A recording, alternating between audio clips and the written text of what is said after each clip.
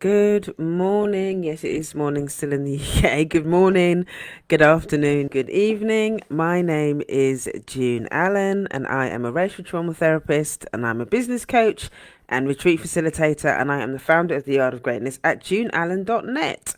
So I hope that you are all doing well. Sorry, I've got an itch. I don't know.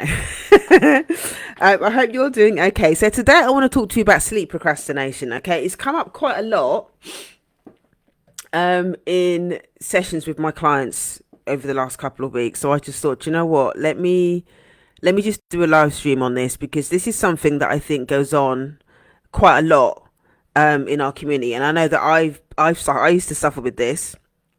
I used to suffer with this quite badly. So and hearing my clients talk about it and stuff, I just think it's something that needs to be out in the open. Okay, so before I get into that, I'm going to share just a little piece of housekeeping, a little bit of housekeeping, what's happening at the Yard of Greatness at the moment. So I am continuing with my North Star Business School, which is a group coaching program for experienced or newly qualified black therapists who want to set up in private practice. Okay, so at the moment we're working through the self-care module, which I'm absolutely loving. And in what's the date? So the Wednesday the 29th of November. Okay, Wednesday the 29th of November is when the next section is going to go live, and it's all going to be about making money, how to make money as a therapist. It's called Money Moves. So we're going to be talking about and exploring and setting up all of your back end processes, doing all the legal stuff, setting up your website, setting up all your money processes, making sure you know how to keep your figures, how much should you charge, how to make it easy for clients to pay you, all of that kind of stuff. And on top of all of that, we're also going to be looking at the therapeutic, the psychological part of it as well. So we're going to be doing financial therapy, we're going to be looking at money trauma, money triggers, all of that stuff, which is all going to be, it's like a holistic experience to think about your money. Okay, people quite, I know for me, when I started doing my own stuff, obviously being in business for doing this work for like 8 years, it's easy to kind of think about all of the practical things that need to be doing when we're setting up in private practice, but not a lot of people really talk about the psychological impact of it. Okay, what's the psychology behind money? What is money trauma? How does that impact our ability to actually show up? How does it impact our, how does racial stress as well, and how we feel about ourselves as black people, how does that impact how we show up, how much we charge? Because there's this sense of unworthiness, there's the shame, there's all of that stuff that can get mixed up in how we feel about ourselves as business owners, as therapists, as practitioners. And so it's important to have conversations around all of that. So we're talking, like yesterday, it was great to talk to the people in my business school, because the conversation was all about exploring the characteristics of racism as a shame-based system. Okay, racism is a shame-based system. So the conversation about worthiness and all of the different ways, I think it was 15 different ways that it shows up, and we talked about how the different how shame shows up in private practice as well. So it was a really great session.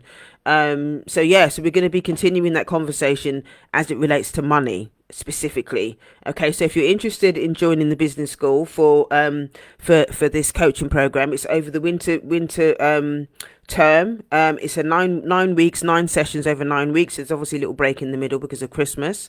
But yeah, click the link in my bio, go to heal.juneallen.net. That's heal.juneallen.net. That's heal.juneallen.net. Right, so now let's get into the content. So for those of you that have just joined, my name is June Allen, and I am a racial trauma therapist, and I'm the founder of the Art of Greatness at juneallen.net. So today we're talking about sleep procrastination.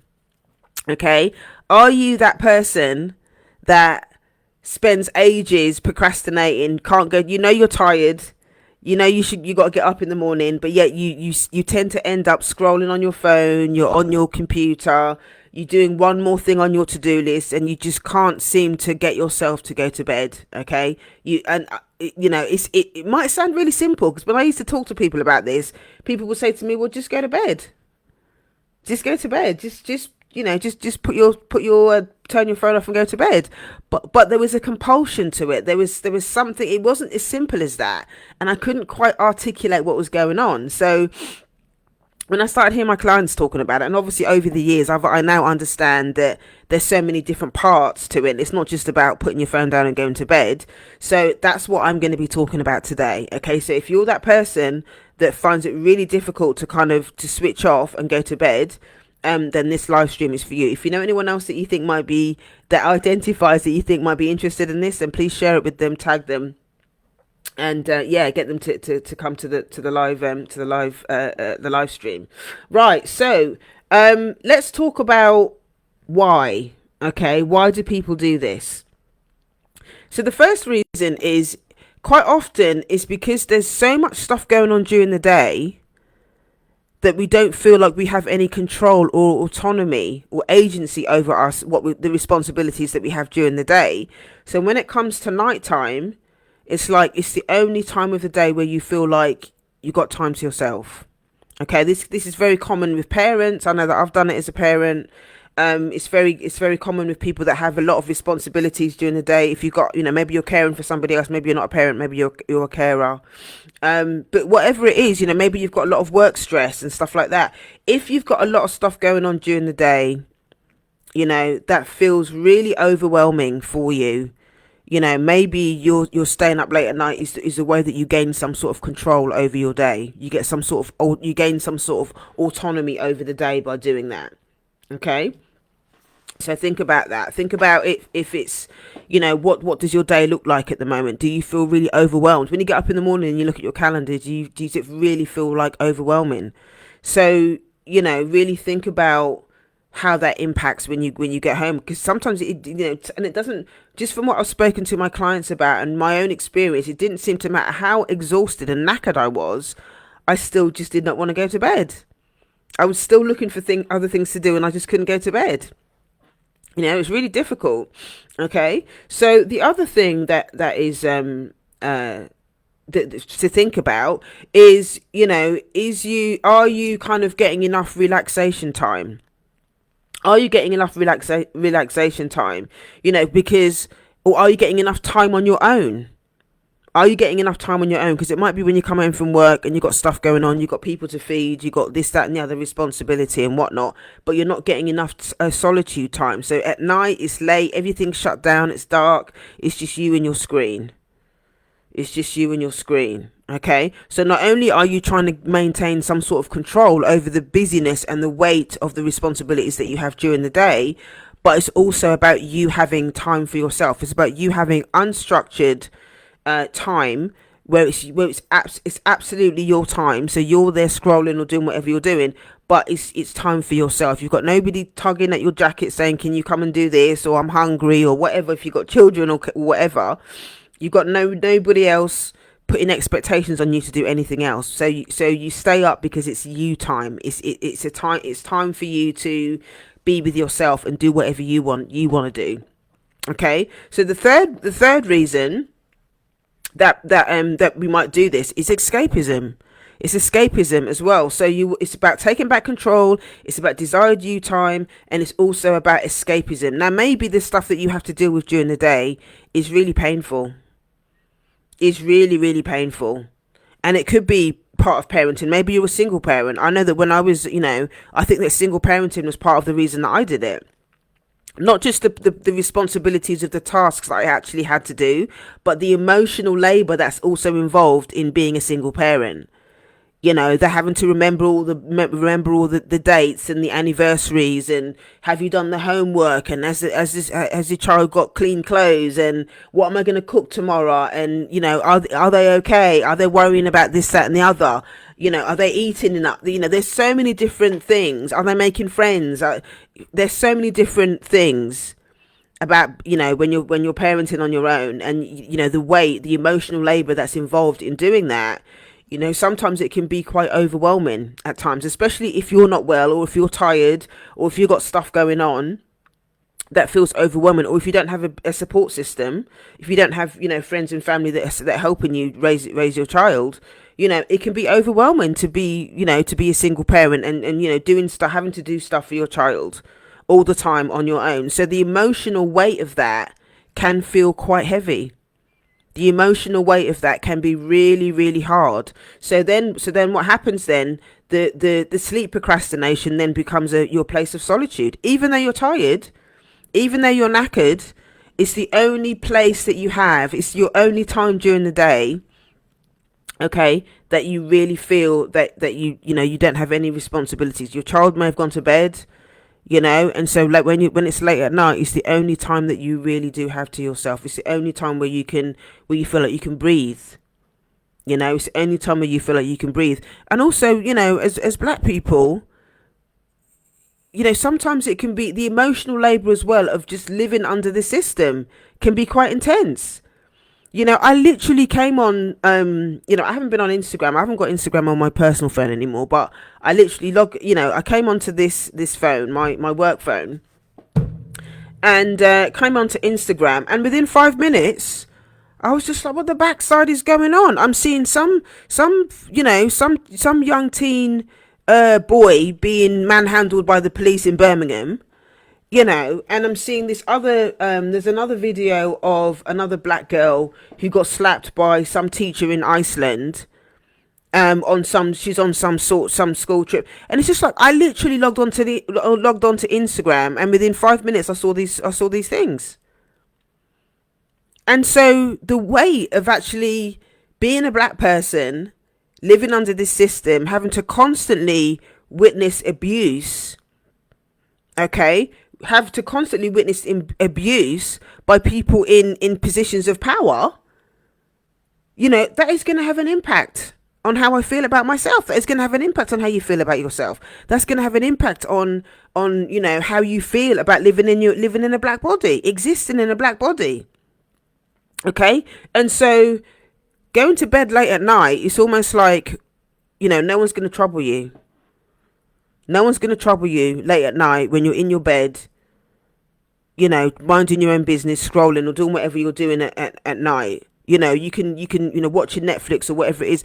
That's kind of your time to escape the anxiety and the stress of what it means to be living in your black body and just going about your business every day. Being in a black body is anxiety making. It can be anxiety provoking. And I think it's important to name those things.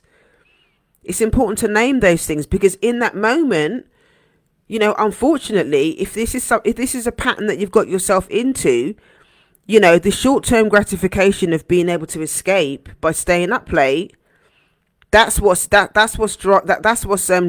the behavior rather than the long-term, the long-term consequences of chronic sleep deprivation.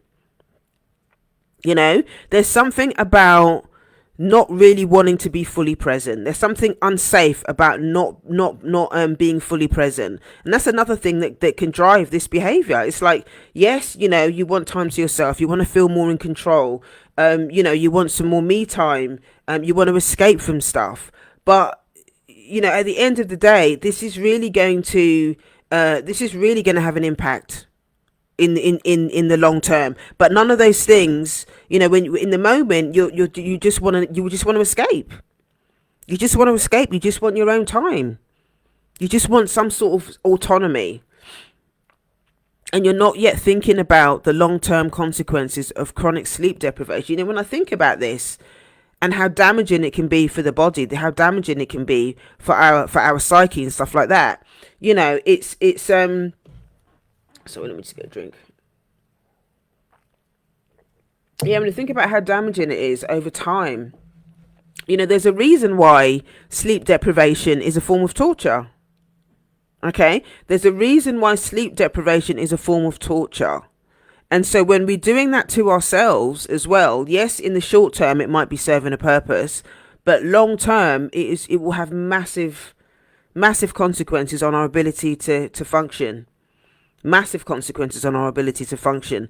But again, it's not about shaming you or shaming yourself when you do this, because I think that can quite often what happens. I know that I used to do that, and when I talk to my clients about it, that it drives them crazy. It drives them crazy because they want to stop. They want to be able to be kinder to themselves. They want to be able to get a good night's sleep, but there's the cycle just makes it more and more difficult. This being on that hamster wheel of sleep procrastination, it then creates something where then being present sometimes feels, it can feel more dangerous when we're present, because not being quite present or not being quite fully there during the day, it's protecting us from the, if we're talking specifically about racial stress, okay, if we're talking about the stresses of what it means to live in a black body, not being constantly tired all the time means that you're not fully present, which means you don't have to fully face or feel the responsibilities or feel the pain that you're in when you're present. You don't have to fully feel those things. Okay, so let's talk about some solutions with this. Let's talk about some solutions. So we first and foremost need to be honest with ourselves about the impact of what it has on our body, the impact that it has on our relationships, the impact that it has on our ability to work, the impact that it has on our parenting. We have to be willing to first be really, really honest with ourselves about the impacts. And how do you talk to yourself, the next day when you've had that, when you've stayed up late at night, you get up in the morning, then how do you talk to yourself? Do you shame yourself? Did your inner critic come out and give you a bashing? Why did you do that? Why didn't you just go to bed? Why you say all of that? Really be conscious of how you talk to yourself the next day when you wake up exhausted, knowing that you should have gone to bed before. You should have gone to bed earlier the night before. How do you talk to yourself? Okay, so really be honest with yourself first and foremost about how you feel about yourself when you do that, and how you talk to yourself. Okay, the next thing that's really, really important is to start to befriend that part of you. Okay, you've heard me talk about parts of self and stuff in the past and on these live streams.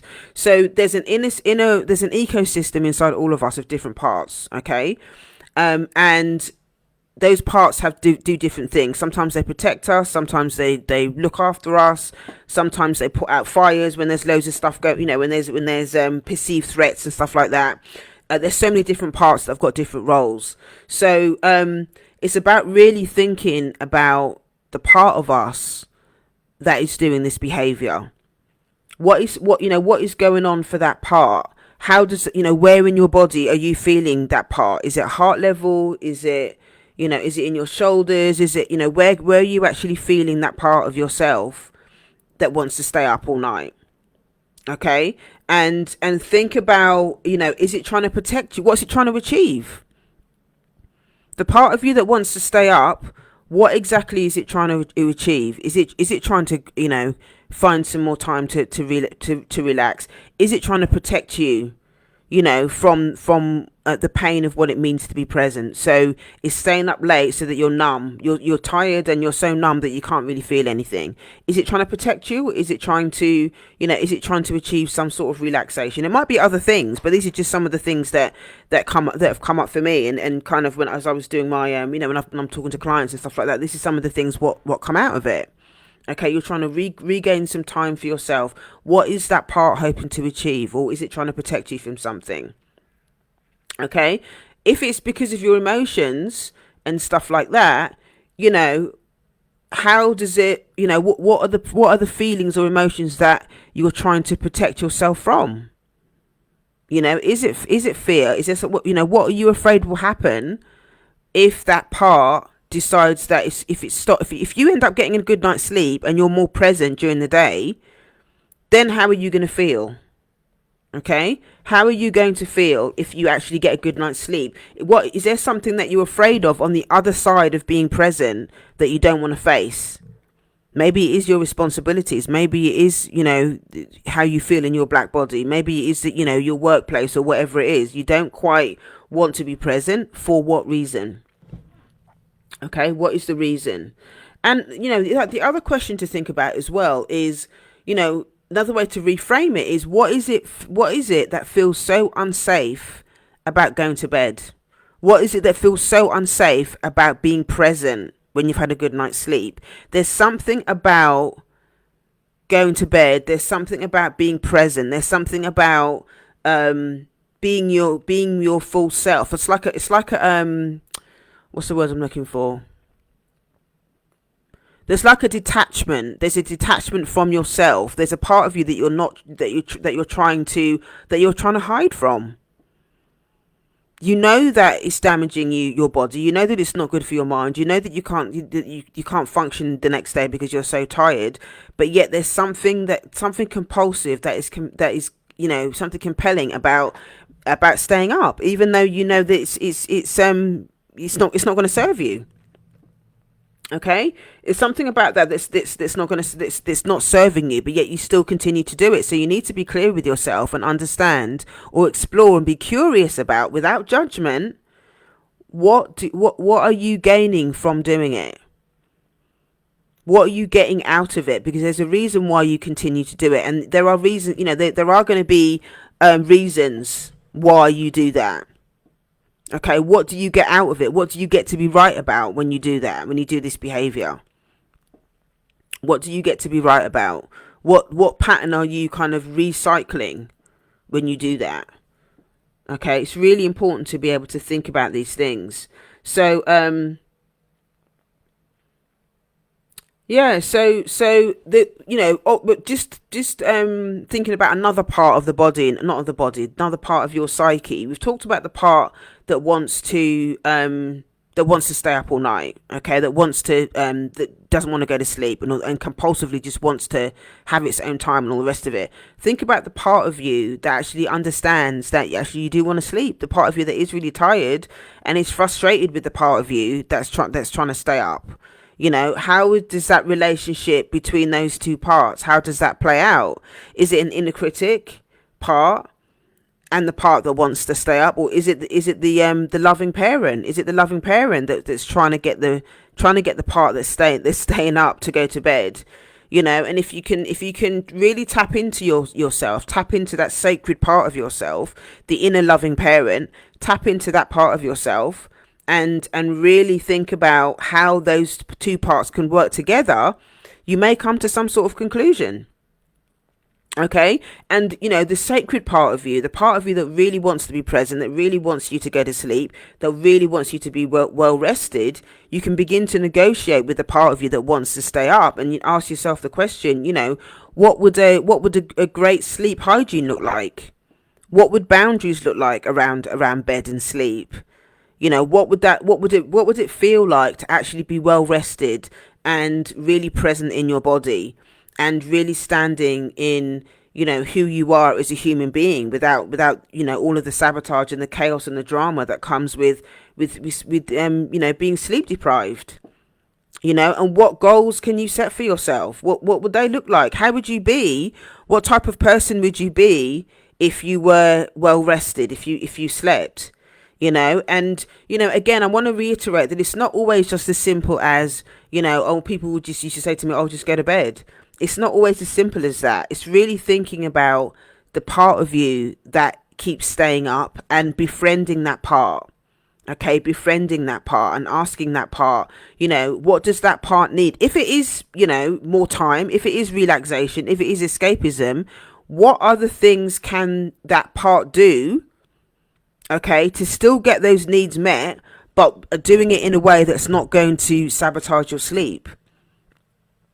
So it might be that you really look at your calendar, that you really look at the current responsibilities that you have at the moment, and how can you begin to, put in your calendar some small pockets where you can begin to rest, some small pockets where you can really begin to start to take time for yourself, some really small pockets that are going to really help you reconnect to your sacred self and really start to care for yourself. And it's important to start small, because sometimes even if you're used to doing this, if you're used to doing this compulsive behavior because you feel like you ain't got no time during the day and you're so busy and the emotional labor is overwhelming and all the rest of it, you're not going to be able to just, okay, well, I'm just going to go and book out half a day. Maybe even though that might be what you need, it might be too much for the part of you. Okay, it might be too much for the part of you that wants to stay up. Okay, it's about negotiating and doing it in a really, really gentle way. I hope this is making sense.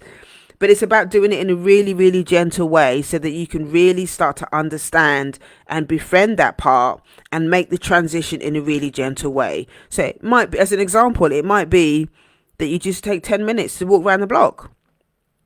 Okay, it might be that you're just taking 10 minutes to walk around the block rather than, again, taking out a half day, which might not be realistic for you to be able to do that. So, I'd really encourage you to take really, really small baby steps with this. Another thing that you can do in terms of solutions as well is have a look at your bedroom. Is your bedroom conducive to what it means to have a restful sleep?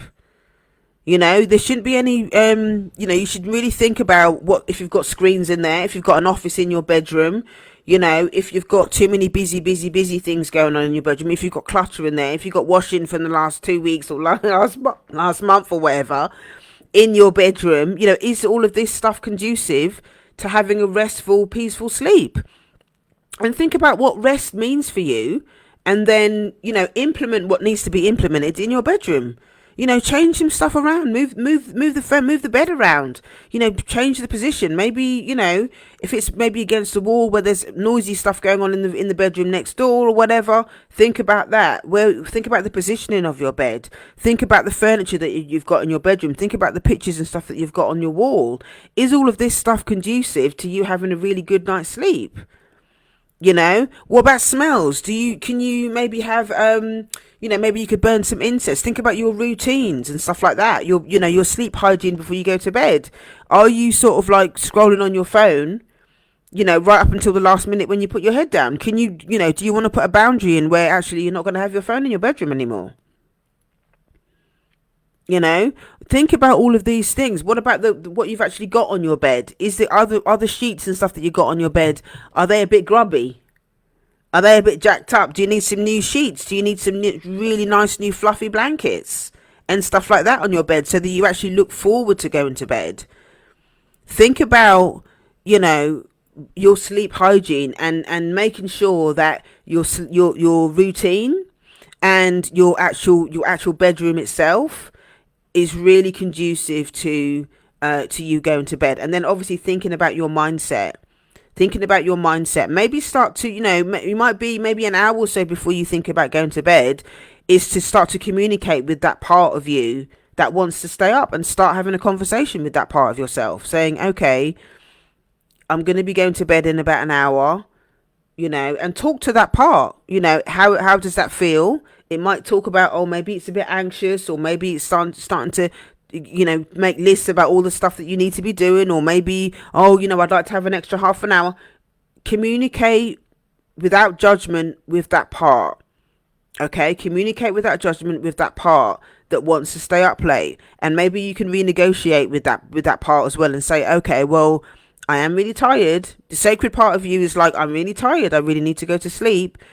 Can we reschedule some time tomorrow to have the relaxation time, to have some me time or whatever, and schedule that stuff out? Renegotiate with that part of yourself that is so upset, that is really that is quite adamant, around the compulsion around staying up, and it might take a little while for you to befriend that part and understand that part, and start to talk to that part and understand what its needs are and why it's behaving the way that it's behaving. So it's actually a process. It's not something that's going to happen overnight, but if you can start to journal out and write out these things that I've been sharing with you in this live stream, and start to understand that part of you that just finds it so difficult to go to bed, then you start to change the relationship with that part. You start to reframe that part. You start to have compassion for that part of yourself. I know for me, the part that wanted to stay up, it was literally about, it was because I was a parent and I really wanted some time to myself. And it was also sabotage as well. It was almost like, I suppose in some respects, it was a passive aggressive way of me feeling angry about, about parenting, and feeling overwhelmed about the parenting responsibilities, the emotional labor. I think at the time when I was really doing this stuff as well, I was studying at the same time as well. There was a lot of stuff going on, but for me, staying up was, how I actually coped with things, because I just couldn't cope with the reality of, as well as the self-sabotaging part of it, and around the responsibilities and stuff that I had.